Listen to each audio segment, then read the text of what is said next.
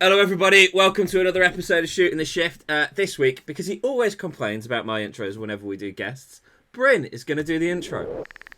Hello, the internet. And this week we've got a treat for you, as well as us four normal idiots. We have the fastest woman in the world. And what is that woman's name, Bryn? Oh, I was expecting her to say hello. Everybody, this is Cashel Malone, who is your fastest woman in the world. Hello, thank you very much. I wish I was. Well, I hope to be anyway. On the screen, it says her name is Sean, so missed identity that. crisis. Mystery. Now, I've got to say, my parents will actually be very excited about this one because they religiously follow Formula W. Is it called Formula W? I suppose it is. Yes, it is. Yeah, the Formula W series. I think we need some backstory on Formula W. Go on, Bryn. Your parents watch it religiously. Let's see how well they've taught you. I don't. You did all the research. I did research. I know a few things, but you did the research. I did research, but I've been on a night shift all week, so we'll see how much I've remembered. Or we asked the guest expert. Ask the guest expert guy. Go on, Bryn. Hello, the guest expert. Would you like to tell us what on earth is Formula W? It's actually Formula Woman. Formula W is a different series. Formula Woman is basically trying to find the next female racing champion, really. It's hopefully, if I get through to the next couple of rounds, I will have the opportunity to race a McLaren GT4 in the GT Cup Championship this year. There's going to be 4 women that win it, that win a seat. McLaren have supplied Formula Woman with 2 GT4 championship cars. And yeah, hopefully I'm sort of in this competition to try and win one of those seats to do the whole season. So yeah, it's for sort of completely novice women or very little experience. So, you know, there's been an array of different women. There was over 800 women that applied for this. And I'm in the top 50. From, I think it was 28 different countries across the world took part. Yeah, so it's quite an achievement already. I'm pretty happy with the fact that I got through to the top 50, really. You know, this is a big deal for me. I've always been into cars and always wanted to do some form of racing or motorsport. And when I saw this sort of come up this time last year, I thought, you know what, I've got to give it a go. Just got to see what I can do. So yeah, it's quite an exciting opportunity. So hopefully by this time, what's the date? Yeah, by this time next month, I should know if I've got through to winning it. So fingers crossed. Nice. So how do you from this point onwards, how do you win it? What's the next steps for you? The next step, the next assessments are on the 2nd and 3rd of March, and it's actually going to be at the PF International Karting track. We're going to have different assessments to do. We've already done an assessment. We've done online assessments and a physical assessment. I did my first assessment at Anglesey back in September last year. We had a drive-in assessment, fitness assessments, like a media, so in front of the camera, written, and a technical. And yeah, I got through from that. And then the next one, we're not 100% certain what it's going to entail, but I believe it's going to be like sim racing, karting. Then we were going to have like a mental, like coaching assessment as well, you know, to make sure that we're in the right frame of mind, you know. Basically, mine is win it, win it and drive the fastest.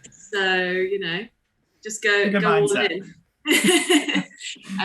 But yeah, lots of different, you know, assessments like that, really, just to really put us through our paces.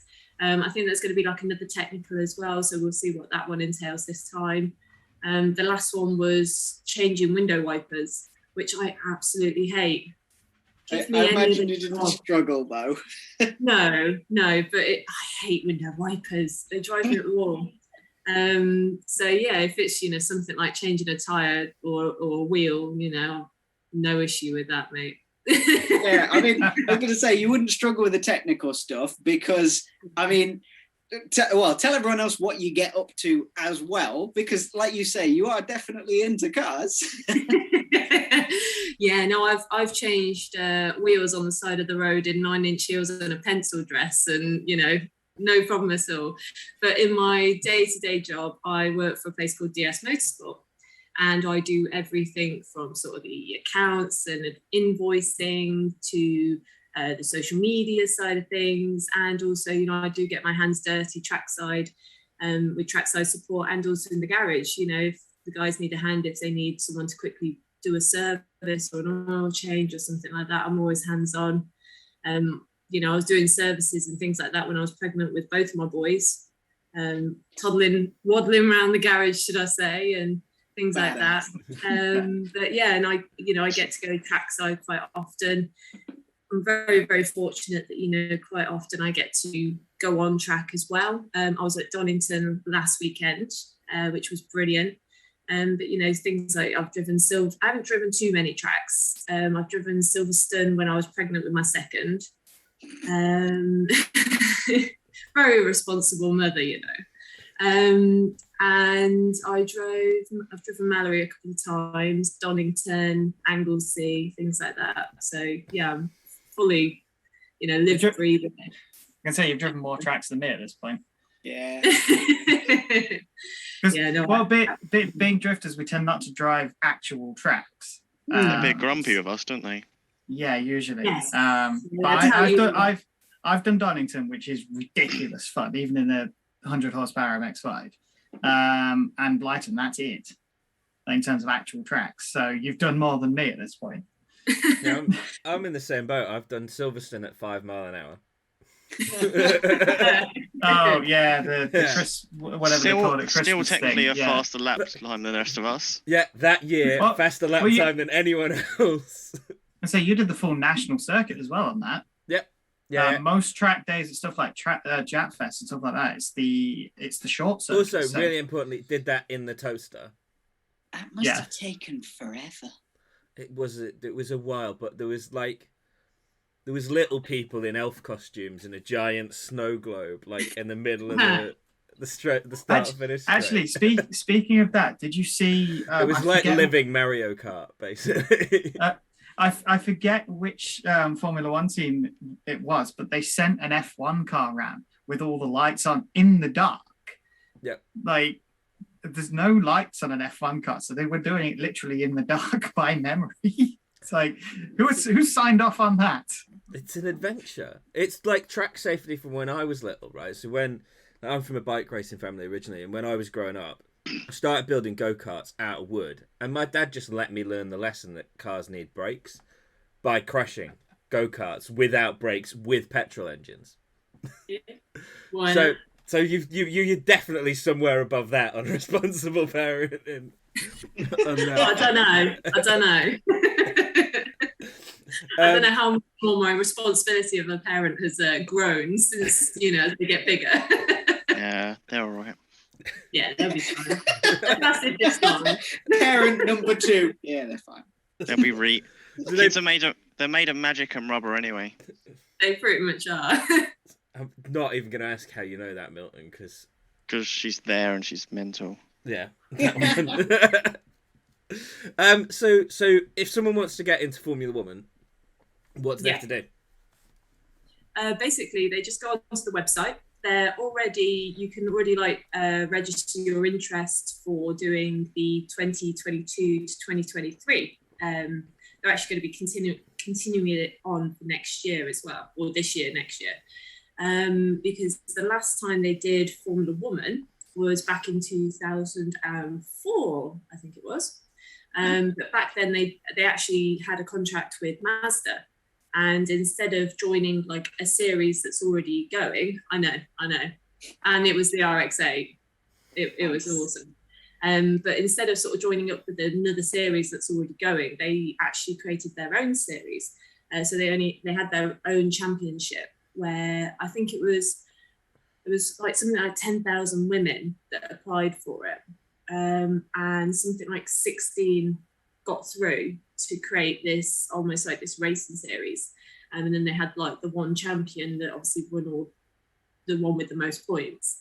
And then it never really went anywhere after that, which was a real shame. But you think sort of back to 2004, there wasn't really anything for women in motorsport, or even many women in motorsport.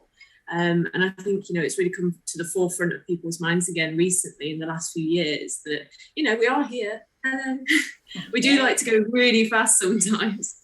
I guess 2004 was just too ahead of the curve, really, wasn't it? Yeah, that's the thing. Maybe not the amount of applicants they had. Well, yeah, yeah, fair.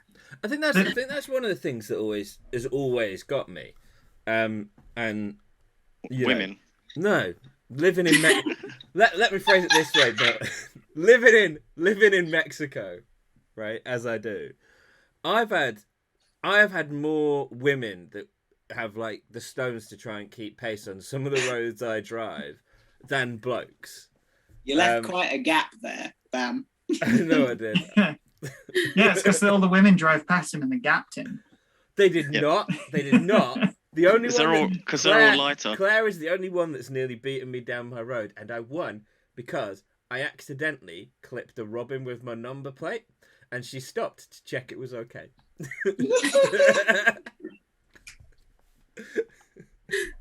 Oh. I have a question. Is that Formula W? Is that the one that Jenna lady, woman, man thing has bought a team in? Yes. I don't know what the term was. So she's a woman now, right? Yeah. Yeah. Yes. She's bought a team. Milton. So Yeah. you're talking about the W series, which is the single-seater formula series that loosely follows Formula One around the world. Is that Yes. Jamie Chadwick? She's won it, right? Yeah. Yes. So, stupid question that shows that I should have done my research because I already messed that one up earlier. But are they in any way related in terms of the progression, or is that a route into the W series for you guys, or? Possibly, obviously, if you, or even if you don't manage to get through to the finals, the people that actually drive the vehicles, I'd hope that almost being in this competition and getting to the stage that hopefully we will eventually, because after the 2nd and 3rd of March, they then dwindle it down from 50 to 15, and on the 4th of March, so the day after, so they take those 15 and then they go to Croft Circuit, and they basically have another assessment day, and then they dwindle it from 15 to 10, and then they take those 10 last finalists and they go to somewhere in Europe. Now we have no idea where we're going yet, no idea in Europe whereabouts we're going, but they're basically going to go to Europe. It'd probably be like a day or two assessments again, I'm guessing. At the moment, they haven't told us much because it is going to be televised. So there's a bit of mysteriousness around it all at the moment. They've only given us little snippets of what's to come, really. And then they will pick from the 10 the 4 that will be competing. So I'd hope that once you've done this series and things like that, that potentially you've shown your capability or your drive to do something. But the thing is, obviously, all these women are very novice. Pretty much none of us have competed at all. With maybe, I think there's 1 or 2 people that have drifted. I think there's a woman in Europe that's a drifter, and things like that. And there's a couple of people that have done karting and stuff like that, but never really at a racing a vehicle stage, your ARDS test and things like that. So there's a wide variety of women that are going to be there and trying to compete for this seat. So yeah, hopefully, showing willingness and potential might lead to, being hopefully approached by someone in the W series, to, progress even further that way as well. But I suppose even then, like the further you're getting through, the more you're building that platform for yourself as well. Like I've noticed your socials since you've started doing this, like you're getting more and more professional and you're getting this image because you're keen and you're passionate and you're doing it. And so the further you get, you know, like you're still learning all those things to put yourself forward, that if you wanted to do something off your own back, like this has helped you get that far yourself anyway. God, yeah, definitely. Yeah, since I sort of started this, I think since about March last year, I've grown about 400 followers, which is madness. You know, I've not really got much of a following, but yeah, it really sort of almost guides you down a route of, you know, what will sponsors want to see and how you portray yourself, obviously for those sponsors and potential future sponsors as well, you know, putting yourself out there. Obviously at the moment after COVID, there's not really very much sponsorship around, because, you know, Formula Women have really pushed us to, you know, almost go out and get our own sponsors, personal sponsors, you know, to help us through the competition, because there's lots of other things that are going on inside Formula Women. So they do their, you know, you can get tuition days through Formula Woman, and they actually did an ARDS test yesterday at Croft. They rented out the whole track, and I think it was 12 women went and, you know, did their ARDS test and also had like a tuition day around Croft, and stuff like that. So there's lots of like almost other things to do within Formula Woman that are available to all of them. You know, even people that didn't get through to the top 50 could go and do their ARDS test yesterday. You know, they're not limiting people in their capabilities. They're there literally to try and help women and steer women into motorsport and doing what they really want to do, like eventually, or even, you know, trying to, which I think is great, really. You know, a lot of women don't know how to get into the sport. You know, they go, well, I like driving fast and I like fast cars and I'd love to do something with that. But it's, you know, it's trying to find them somewhere and how, you know, to go down that route, really. I think. Oh, sorry, Brent. I think actually that's a really interesting point about what you said earlier. You know, they're not just covering off your ability on track. They're talking about media training and that kind of thing as well when they're putting you through your paces. And one of the things that I get with the clothing brand is when people come to me asking for sponsorship, and I'll go, right, cool, yeah, send me your driver pack. We get quite a lot of entry-level novices, and they're like, oh, what? I want to see your stuff. I'm from a marketing background. I want to, like, even at our level of small business, other than Milton, because there was a bit of nepatism in Milton's sponsorship going on. I've got a driver. I've got a proposal. Yeah, you never sent it me though, mate.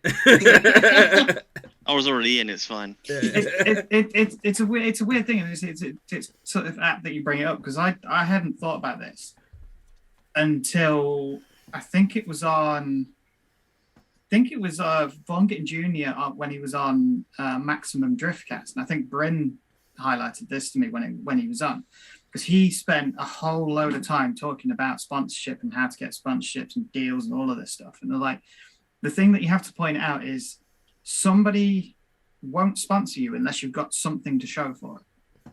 So like me now, I'm building a competition car and it's going to be a long way off, but I've got no results. I've entered no competition, so I can't go and try and get sponsors now, because they go, well, what have you got to say for yourself? Because I've done nothing.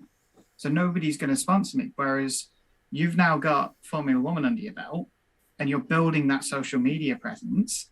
Either way, like, you've gained all these followers. So you set this is the right time to be doing this. And it's going to set you up with that platform to take yourself forward and pick something else later down the line. Even if this doesn't pan out, you're going to have a nice platform to leap off. And Definitely.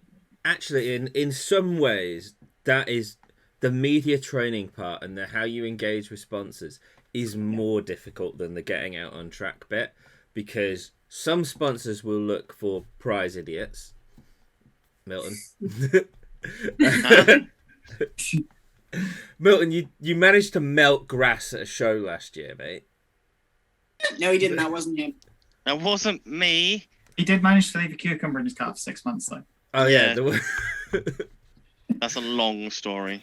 Yeah, which is also another really important lesson. If you've got a deal with a sponsor and you don't feel comfortable with any of the photos they want to take, do speak out. Yeah. Because we have some spectacular photos of Milton in what looks like lederhosen posing in sexy poses round his car that we occasionally bring out for social media, holding said cucumber.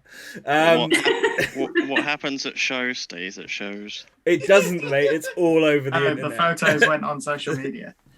And that's that. You know, that engagement with a sponsor, especially if you're relatively novice in the industry, you don't necessarily know what's expected. Like early days, even with some of my sponsors, like I was covering costs to go to events to be on a stand and market for them and effectively sell for them.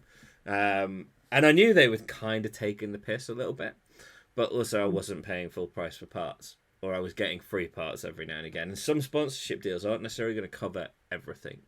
Sometimes they are. It is something you have to consider to begin with. Yeah. Because you're going to be a relative unknown, so they're not going to go, oh yeah, here's $5,000 going into this race series.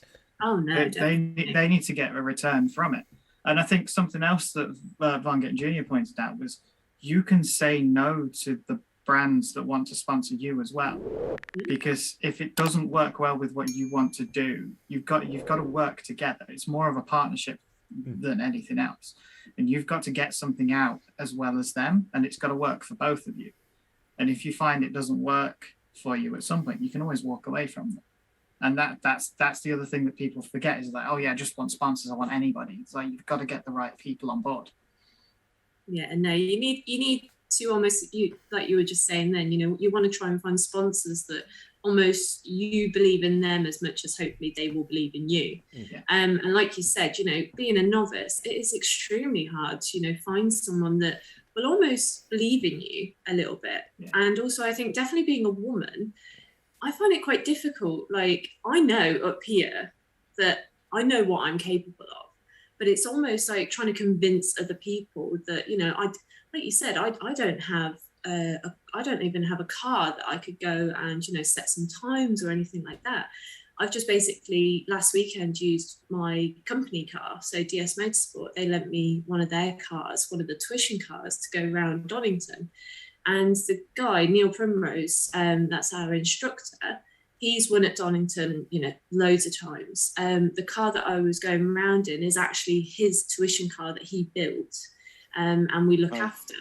And in the morning, I'd never driven Donington, never gone round it as a passenger, nothing. Went round, I set a time, and then he was like, right, I'm going to jump in the driver's seat now, and you're going to, we'll go around that way. He set a time of, I think it was around the GP track, so it was the bigger one, 2 minutes and 5 seconds. My first couple of laps out in the morning, I got 2 minutes and 18 was my best. And then I went out by myself, got the real good feeling for the car, things like that. We went and had a cup of tea, came back, and he was like, right, I'm jumping in the passenger seat, you're driving, let's see what you managed to do while you're out by yourself. And we had a fantastic time. It was literally like friends going around on a track day rather than, having tuition, because in the end, I already knew what I needed to do, where and when, and we were just having a great time. And when we came into the pits, he literally just showed me the time. And I was like, oh my God, I got a 2 minutes and 7 seconds. Wow. I got within 2 seconds of him, like within an hour. That's really good. It just shows you how valuable tuition is more than anything that. Massively, completely. And, it's finding the right person to tutor you as well, because everyone tutors differently, and it's finding the right style for you. I love Neil for that, because, he tries loads of different things. He'll either do hand gestures or he'll actually talk to you depending on how you respond best to him. And yeah, we just absolutely had a great time. I know Neil quite well anyway from the last sort of 4 or 5 years, but I'd never actually sort of been tutored by him, and I'd never had tutoring either. That was my first experience.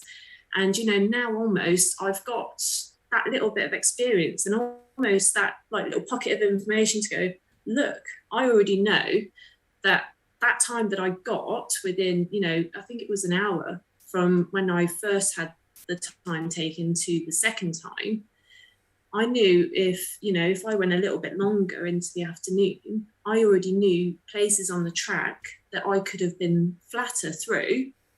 But I was gauging my confidence in the car because I'd never driven that car on track before either. So, you start thinking back and you go, well, I could have done that and I could have done that. And then you piece it all together as you go through the day. Just having that person there with that confidence to go, no, you can do it. Give it a go. And it's like, okay, well, let's see how this goes. And I will admit, when I was out by myself during the middle of the morning, I spun 3 times. I was pushing it. I'm not afraid to, go into a corner at God knows what speed and see what happens on the outside. But I learned from each one of those. Every time I spun, I knew exactly what I'd done wrong. And even before, I fully spun, I knew what I'd done wrong because I could feel the car reacting. I was like, I just didn't allow it enough time to compose, then turn and power.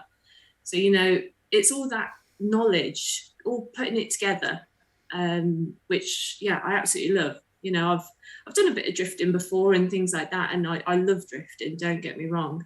But I do really like track and stuff like that. And I love, like the hill climbs and things and sprint circuits. So, speaking of that, I was about to say, I think a really important thing about what you said there is you've got to admit that you mess it up sometimes as well. Because when I see a driver that goes, I have never had a crash, I have never had enough, I will immediately take said driver book, turn around and place it gently in the bin because they are not trying hard enough, right? No. Like they are not pushing themselves. Matt, it's like it is in fact. So as a lot of people know, Matt used to be on my team at work. And when we do the interview, I have one question. And if you answer that question with, I've never failed, you do not get the job. No. You've not tried hard enough. Yeah. No, whenever I go go-karting or anything, I always expect to pretty much spin once. Because, I'm going to go into those corners hard. I'm going to see what I'm capable of, what the track's like, things like that, how I can take the corners. Because, I need to know that. Then, I did the Daytona Milton Keynes day with Formula Woman back in August. I hadn't been in a go-kart for over 2 years because I was pregnant with my second and things like that. And literally jumped into the D-Max karts. Again, never driven the D-Max karts, so I had no idea what they were like. Never driven at Daytona either. Jumped in there, and there's a big long straight along sort of like the back bit coming up. And I was just like, you know what? I'm going to push it and see how quickly I can go into that corner and how late I can brake. Because thinking in my head, if I've got a load of women that I'm trying to overtake here, how far can I go until I need to brake hard and turn in? Because obviously that's overtaken, isn't it? If they brake sooner than me and I know I can brake there when they're braking back there, I'm going to get the corner and I'm going to get over them. And I spun once there, and then I knew exactly where my braking point was. You got to push yourself, you got to push the car, you got to push the limits. Find a 10 and then pull it back to about 9.8 and you're sorted. It's like you say though, you've got to push the limits, but you can't push the limits if you don't know where they are. Yeah. So you've got to, quite often the most common thing is go beyond the limit and then dial it back. Yeah. But in something like Formula One, for example, they can't afford to do that because at 200 miles an hour you're going to hit a wall. So what they tend to do is dial up to the limit. And even then they'll still spin because you'll creep up to the limit and then just tip over and then you'll spin. But you've got to find it to be fast. Because if you're not anywhere near the limit, you're not going to be fast. I mean, I can openly admit to the fact that so my granddad taught me a lot of what I know about racing, and he used to run a Manx TT team. That there was a pub in Birkenhead with all of our family's trophies around because we got too many for the house. And if I wasn't driving at 11 constantly, he would just go, what are you doing? Why have you even turned up? Like, just his attitude to it was foot down, get going, get it done, then think about dialing it back when you're in the race. And that attitude from people who do the Manx TT is why you get some of the spectacular offs you get during the TT. Is that they just don't have that. There is something wrong with people who get on bikes and race, right? Yeah, they are definitely tapped in the head. But yeah, everybody's right. I think, and Matt, you are right about when it gets more expensive. You've actually then got the pressure of your team going, please don't break the £500,000 £1 million car. It's a lot of money to mess up. But even at the novice level, when you're funding everything yourself, your risk versus reward calculation is very different. Because if you go up the inside here and they turn in on you and you both go off, that comes out of your pocket. If you're at a let's sort of talk Formula 2, Formula 3 level, where the team is paying for everything and you have enough, that you don't have to pay for it. They're not going to be happy with you, but that money doesn't come directly out of your pocket. So the risk versus reward calculation is then slightly different. And there is a real sweet spot where you can afford to be really brave and not lose any of your sponsors because it's kind of cheap to run, but but you're not paying for it.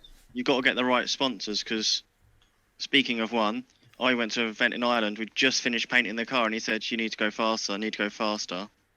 And then I went a little bit too fast and went into a Hessian fence and destroyed the brand new bumper and brand new painted bumper. He's like, "Yeah, it's fun. We'll sort it out." Yeah, but that's why your bumper's black and not pink. It does get scary when the limit's here and you're creeping up to it. You don't know where it is, and then, oh, that's the limit. Yeah, back there. but your bumper isn't pink at the moment. No, I did hit Sanka like 60 odd miles an hour. Yeah, it's still not pink. I was more concerned. I wasn't concerned about the braking or hurting myself. I was like, oh fuck, we just painted this.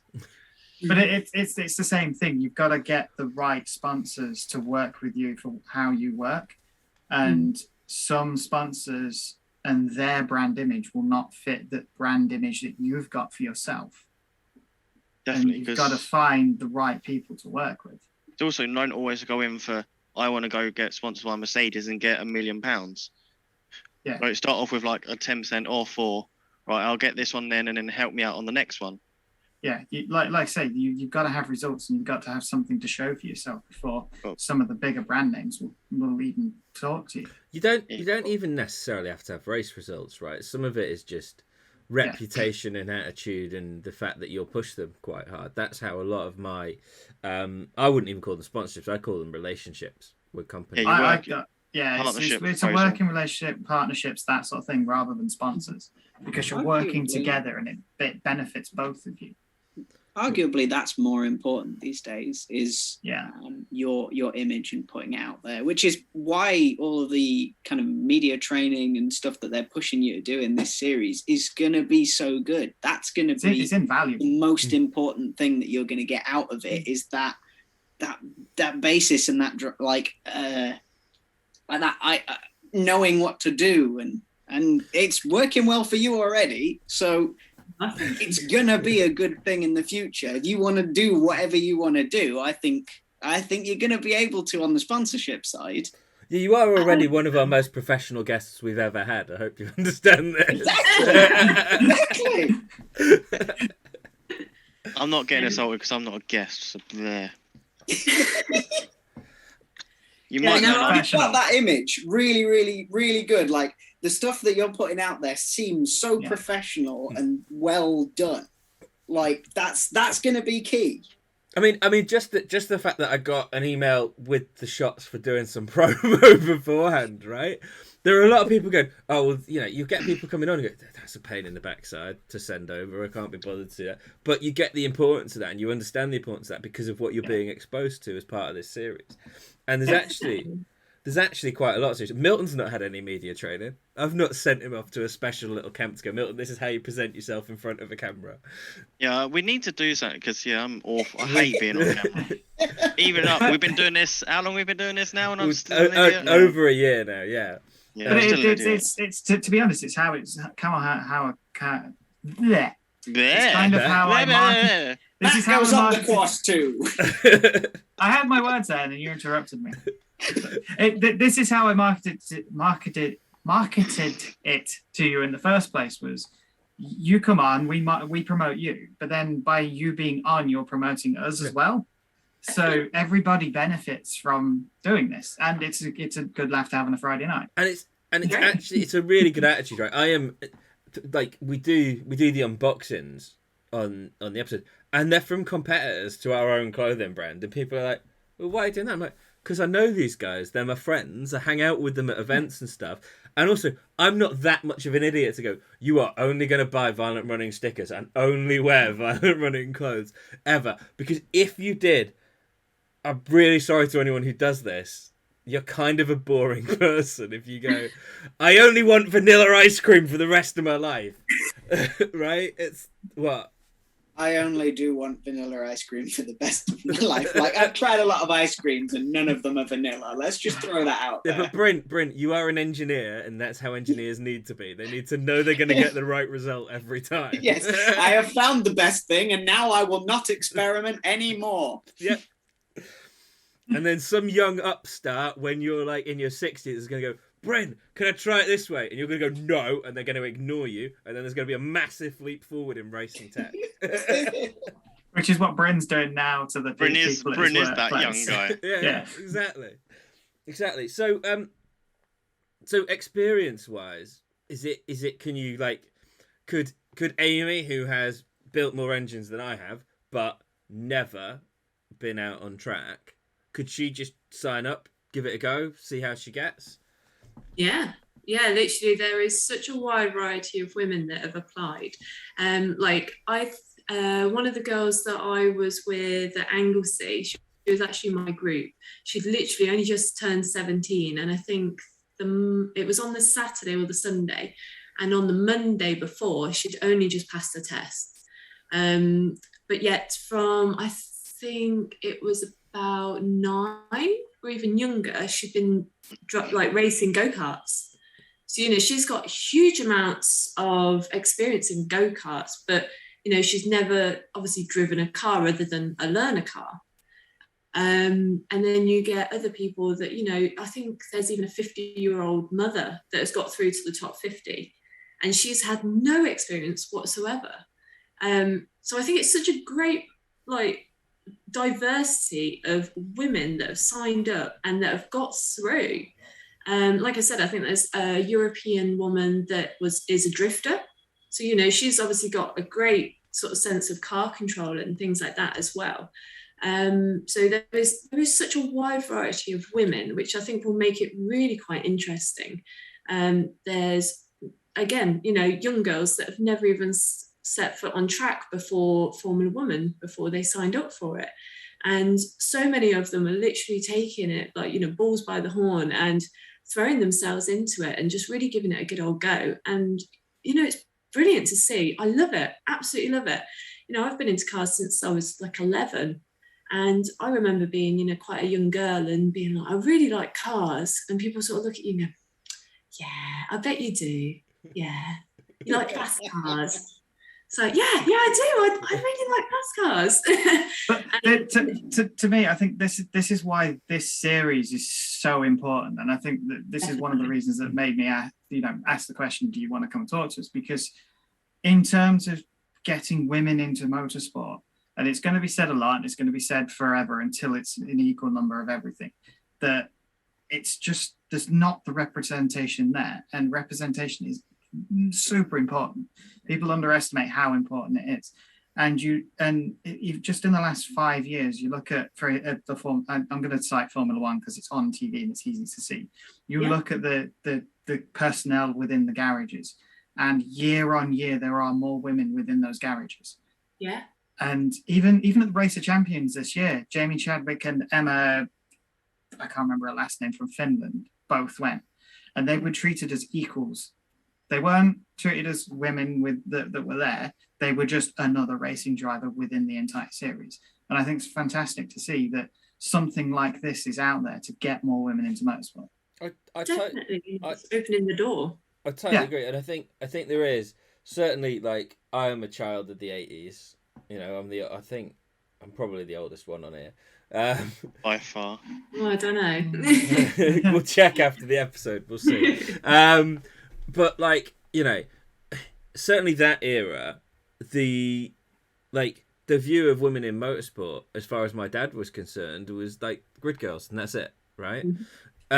Milton is an absolute legend for this. Actually, when we first started sponsoring him, I was at an event with my goddaughter, who's like she was 5 at the time. And we just turned up, and she was like, "Love cars, want to go fast in cars." So I was like, "Right, come to an event with me for the day." She's like sat on my lap, steered the MX-5 build. That was the scariest thing I've ever done in my life. Letting a 5-year-old take their hands on the steering wheel of my pride and joy. But we went down to the track day, and Milton was just like, "Right, I'm going to take her out in the car. Can I take her out in the car?" Took her out for a bit, round one of the sort of drift taxi runs. It was a drift taxi event, Yeah, wasn't it? yeah. One of the car pod. And like just the way it lit up her face, right?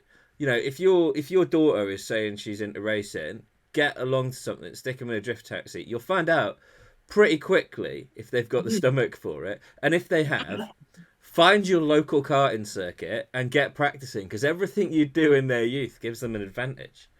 You know? Gotcha. Yeah.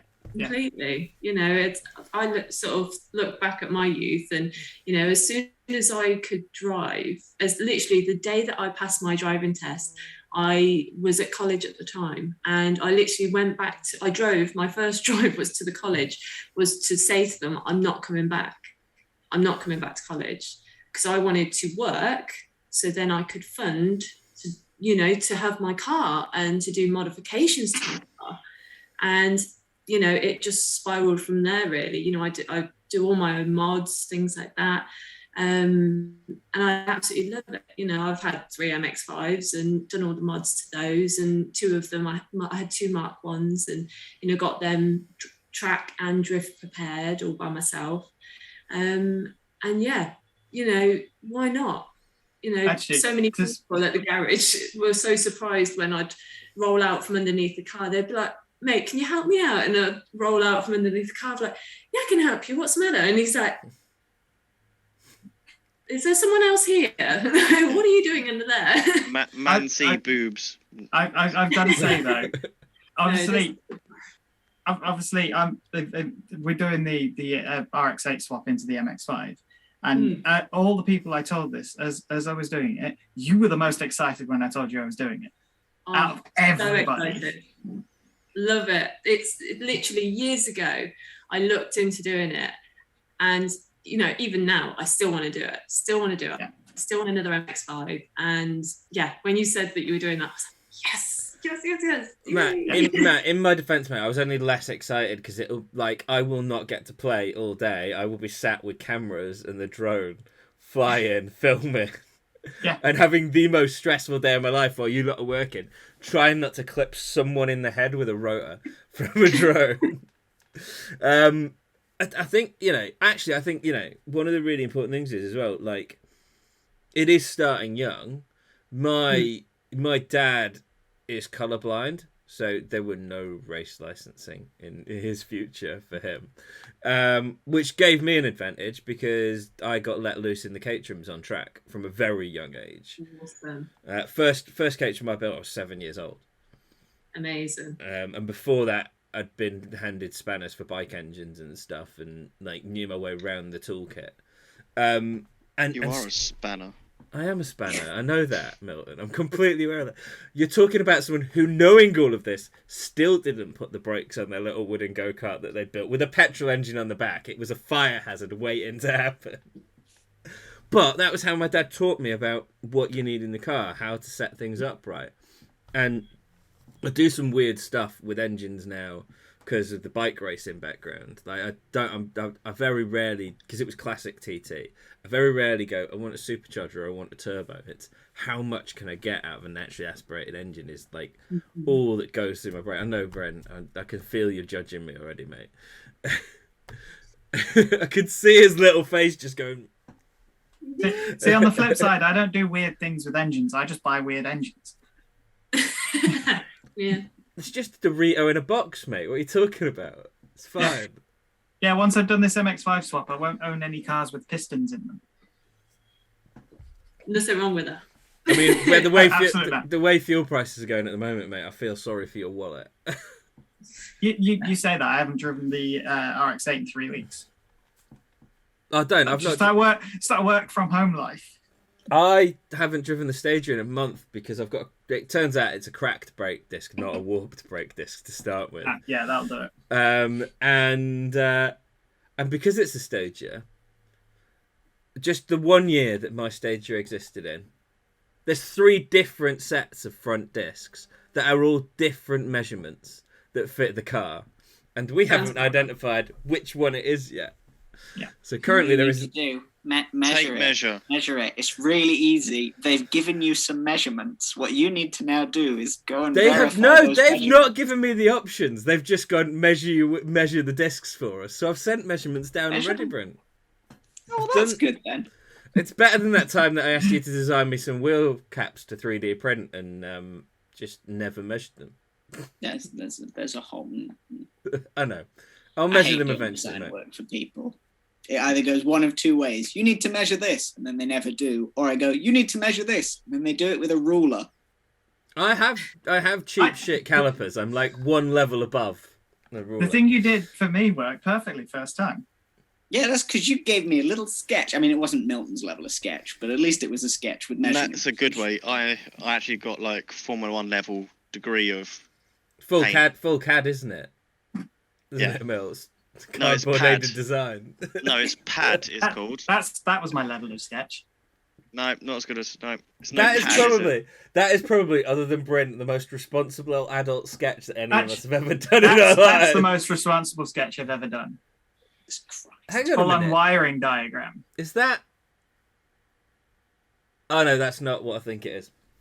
You get some points if you can guess what it's for. I thought it was for the rear window lighting that we're trying to work on eventually. Is it the route back to the topic? No, but well done. Good segue, Bryn. So obviously, like you go into this relatively novice, and you come out GT Cup racing. Yeah. Like it's a massive big leapfrog. jump. Not many people get to drive a GT race car. Never mind compete in it.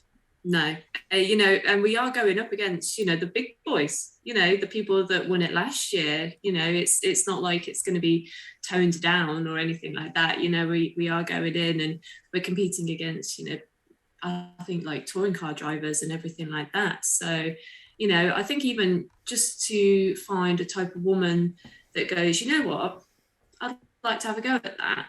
That's saying something. This is a GT4. What are they? 3.8 V8 twin turbo cars, rear wheel drive. They're serious cars, and to be competing against Mercedes and other McLarens and Lamborghinis and things like that, being on track with those sort of prestigious vehicles, they've got to have something about them. They've got to have a bit of balls, haven't they? Really, to go, you know what? Yeah, that sounds like great fun. Sign me up. Because a lot of people go, oh God, like really? I think another one thing that's important is that this exists in a weird way, because when I was growing up, my mother is a very strong, very opinionated woman who's pretty much of the opinion that I can do whatever the hell I want and you won't tell me I can't because I'm a woman. One of my best friends as I was growing up who's into cars is very much the same. So my perspective on it as I was growing up is like, well, you don't need to do anything special for women because they can just do it. But as I've got older and seen the real world, it's become very clear that's actually not the case. And the best thing you can do is something exactly like this. Give people a platform to help them, give them a helping hand, and then you find out the people who've really got the balls to do it. Yeah, definitely. And you almost have to break down all of that, all the stereotypes and all the barriers that you don't, or that I never realized were there, to help, give that little push through the hard bit, and then it'll become normal and everyone will become equal. But it's great that this exists for that reason. It is. Yeah, it's exactly what I was saying. It's the same thing as like when we had modified girls on. It's the same sort of thing. Is having that inclusivity space where you can go and do that with other women, and you're not going to get judged by anyone because you're all there for the same reason. I mean, I do feel for Modified Girls when Sophie phones me up and goes, "Can you come and do the stand organisation for the event?" And they turn up to this all-girls car club and there's just a fat bearded bloke going, "Yeah, park over there, please." We're going to put you in a holding area. Who gets to go to the front at a 2-day event? Everybody gets to go to the front at a 2-day event. You know, it's one of those things. And actually, while you mentioned Modified Girls, Matt, I think it is really important that, you know, you're around your peers when you're doing these journeys, and clubs like Modified Girls will have members of clubs like Modified Girls will have a unique perspective on the way that they experience motorsport. We could go to Milton, right? You can go to Milton and ask him how he experiences motorsport all day long, but there are unique things about being a woman in motorsport. I imagine that none of us boys have any idea about what they're like, about the conversations that happen in back rooms and that kind of thing. But I remember growing up, like there was a resistance almost. The rebellion. No, there was a resistance from some elements of the motorsport community to really encourage women to push to those higher levels in motorsport. And I think that's wrong, basically, because as I say, I've got more women that I'd rather be out on track racing that I think would keep pace with my idiot nature on track than men who go, I don't want to. Genuinely had a guy once in a 600 brake horsepower Skyline who couldn't keep up with my 150 brake MX-5 because he was scared that he'd crack his sump on the track. The good point is, though, is when we go to one of our shows and we have a violent running stat, we're probably not far off an even 50-50 mix. Yeah. Because we just hang around with people who like cars. And beer, Matt. Don't forget they like beer. Why am I invited then?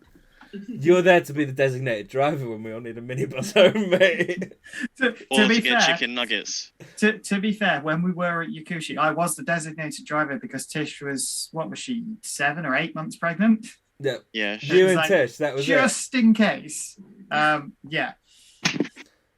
Yeah, because and you know, I think realistically, like doing the research, putting the ground in, it is a massive jump up for someone. Like if someone's got that natural talent and they've just been unfortunate around the people's reactions, like you said, you know, when you first were like, I like cars, and people are like, oh yeah, right. They've been unfortunate with that. It is a massive leap forward in your racing career. Like Definitely. if you've got that pure natural talent that people have, right?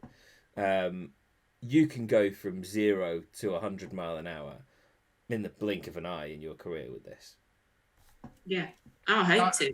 Because looking at this, you think about GT4 cars. GT4s compete at Le Mans 24 hours. If you go out there and make a statement and actually do really well, there's a good potential to get up to Le Mans and the WEC, because there are all women teams that compete at Le Mans and in those series. So a good result in that GT4 race could easily get you there. Hopefully so. You know, even if say I fall at the next hurdle, I still plan on taking my ARDS test. I was even, you know, talking to my tutor, Neil, and he was even saying to me, like, look, even if this doesn't progress any further with Formula Woman, he goes, do not let it like dishearten you. He goes, go get your test done. He goes, and you know, later on this year, maybe we'll do an endurance race together. You know, we'll get some cars together and we'll go and do an endurance race together. You know, he's really, really pushing. He's like, no, you've got to grab this. You know, there is something there and you've got to move forward with it. And, you know, I'm at the stage now in my life where I think, you know, I've had my boys, you know, I'm perfectly happy, like, you know, family wise, things like that. My boys are getting a little bit older now. I'd like to think that, you know, I've got quite a sensible head on me. But, you know, I've got sort of like quite good experience, but I'm still pretty young. And you know, I'd like to think I'm quite ballsy. And I just think, you know what, if not now, when am I going to do it? You know, I've got to take it. And, you know, when I saw the Formula Woman thing last year, and I just thought, you know what, my second boy wasn't even one then. And I just thought, you know what, let's go for it. Let's just see. Let's just throw ourselves in the ring. You know, I've had no social media or, you know, like media training or anything like that. I just like to think that I'm sort of a people person. I love talking to people. So, you know, that's a new thing. I think I said to you, like, I've never really took pictures of myself or anything like that. So I didn't know quite what to send you. But, you know, over the last couple of months, I've almost had to step into that role and go, you know what, no, I need to show myself and, you know, almost what I'm capable of who I am as well as a person. You know, yeah, I'm a mum and things like that. But, you know, I'd like to think that I'm more than just a mother, and I shouldn't just be classed as a mother now. You know, I am still the person that I was before I had them. And I still want to be that person. You know, I've still got that drive to, you know, drive vehicles and modify them and, you know, everything else. You know, I live and breathe it. I love it. And I want to just, you know, pursue that further and, you know, almost show other women that, you know, you can have a full-time job, you can be a mother, you can be a wife, you can have a house that you've got to clean and everything like that. You can do all that. That's not a problem at all. But you can also be this. And whatever this is, whether, you know, it's racing or something else, why not? Go for it. Like, you know, we are more than capable to do things like that. And Formula Woman sort of, like I said, almost opens that door for women that don't know what step to take next to follow that dream and that passion. And I think it's brilliant, you know, push women forward to, you know, not feel, I don't know, like embarrassed, you know, almost to ask the questions. You know, I've always said there is never a silly question. If you need to know the answer, ask it. Like, you know, we all got to learn somehow, haven't we? And, you know, Formula Woman is giving that opportunity to women, in, you know, novice women, and teaching them, you know, racing lines and when to accelerate and braking points and all these different things. So I think it's brilliant, you know, and all the availability that they're giving to us to learn it is, yeah, it's great. I'm loving it. I think Milton's got a question. No, it was going to be a stupid joke, but okay, that's right. Funny, in which so. case, That would be an inappropriate moment. In which case, really quite poignant. In which case, before Milton becomes an absolute child, and to wrap up on an incredibly wholesome point there from Kishal. Kishal, thanks for joining us this week. Ladies, if you want to get into motorsport, go get registered. Give Kishal some more competition. It's only going to help her stand in with sponsors if she beats you. Bring it on. And even if you don't go and get registered to Formula Women, just fucking do it. Yeah, go play with race cars, break some engines. So the Formula W, Formula G. Yeah. Yes. Are we going to see you down at Formula G at any point, Kishal? I would love to do Formula G. I've followed Formula G for a couple of years now, and there is nothing that excites me more than throwing an MX-5 around a short track. So yeah, and I believe you have one. With a turbo. So yes. So this is where we all back you. This is where we back you into a corner and we film you racing Milton at Formula G. And I'm going to make it interesting there. If she beats you on whatever weekend she turns up, Milton, she gets your entire sponsor deal transferred to her. It's fine. Don't worry, I'll get Mantas in the car instead. It's fine. Anyway, everybody, that's been Matt. That's been Matt. Yeah. That's been Brent. That's been Milton. That's been Kishal. I've recently upgraded to Windows 11 and now my camera's mirrored again, apparently. We will catch you on the next episode of Shooting the Shift. Thanks a lot. Bye-bye. Put her socials on the screen, you divot. They're already happened, Brent. Wow! Explosions! I thought we were over that this season, Milton. Nope.